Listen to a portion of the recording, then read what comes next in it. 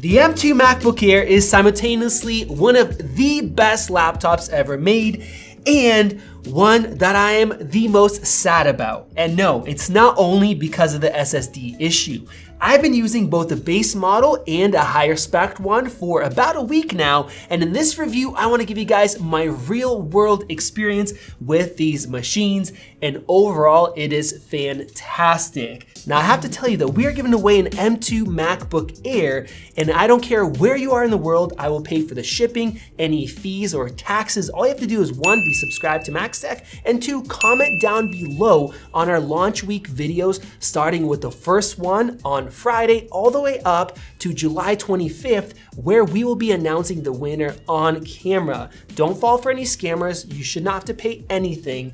And just comment down below and help us reach our goal of 1 million subscribers. Starting off with the design, I have to say I love this color, but after cleaning it multiple times a day, I am just done. So unless you don't care about fingerprints all over the place, I would maybe think twice. Now the silver one, it has been amazing. It looks retro. Now I have to say, when this came out, I wasn't sure if I was gonna like it better than the wedge shape. I love that iconic wedge, but after spending a lot of time using this, I like it better. Apple softened up all the edges here, which is nice because it's not gonna ding as easy. This edge right here doesn't dig into your wrist, especially because of how thin this laptop is. It might not seem like there's a big difference, 13.6 inches compared to 14, but it is substantial. The MacBook Air is way more portable. It feels drastically lighter, even though technically it's not that big of a difference.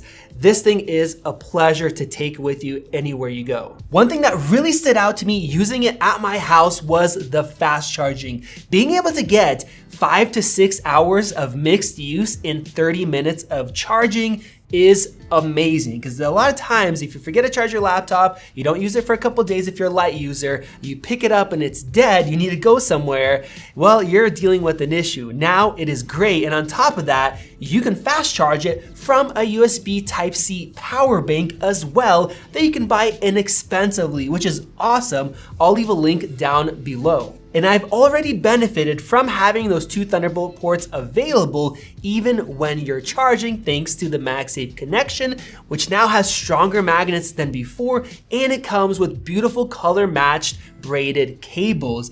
And that just proves one of my big points, is that this is a luxury item. It is beautiful, the design is great, it looks modern and sleek with those slim, even bezels. The cable, the presentation, everything just screams luxury, as does the price point. Now, the webcam, fantastic. Speakers, definitely better than any laptop this size. The M1 MacBook Air, the previous version, we actually do like those speakers better. They are louder, have a little bit more highs.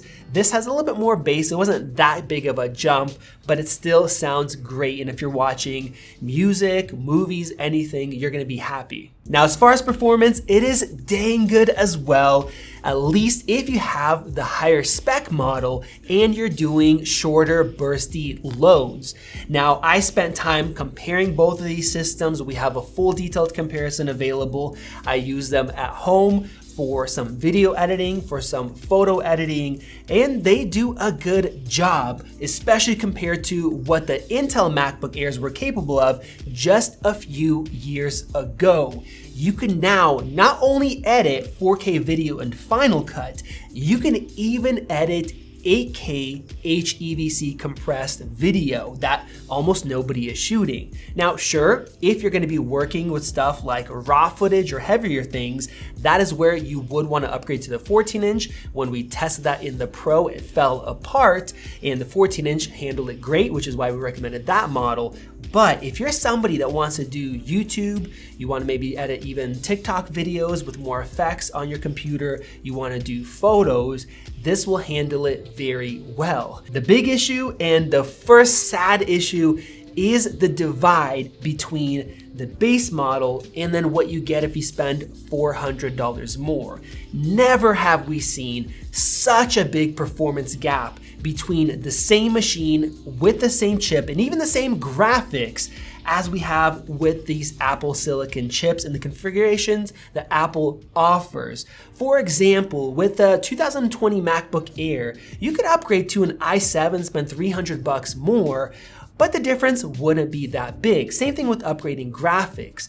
But when have we seen basically a doubling of speed by just upgrading to a higher SSD and an extra 8 gigs of RAM? And that is with having no program opened other than Lightroom. And if you do some simple multitasking like everybody does, having email open, Google Drive, a YouTube video, the difference is shocking. A difference like this should not exist. And the same thing goes for video editing. Apple put in ProRes decoders and encoders into the M2 chip, which we did not expect.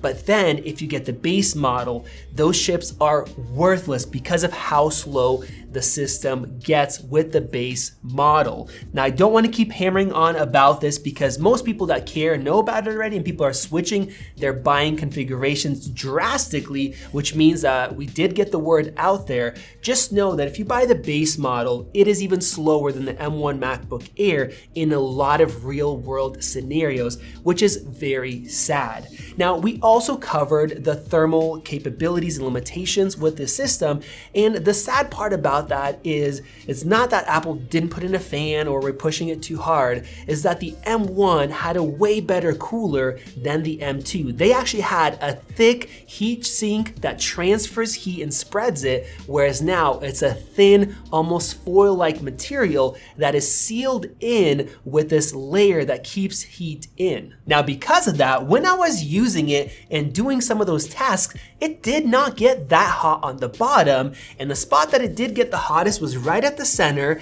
That is right between your 2 feet if it's on your lap. So that is nice for usability, but the system does heat up to 108 degrees Celsius in about 28 seconds, which is way faster than the M1 model. Now, the crazy thing is that there is an empty large block of space that would be perfect for a solid metal heat spreader, but instead it is just a gap of air covered by the thin foil-like metal, which means that yes, this was a conscious decision to keep the chip limited, and with that, the choice to have a single NAND for the SSD, which makes it dramatically slower if you care about productivity.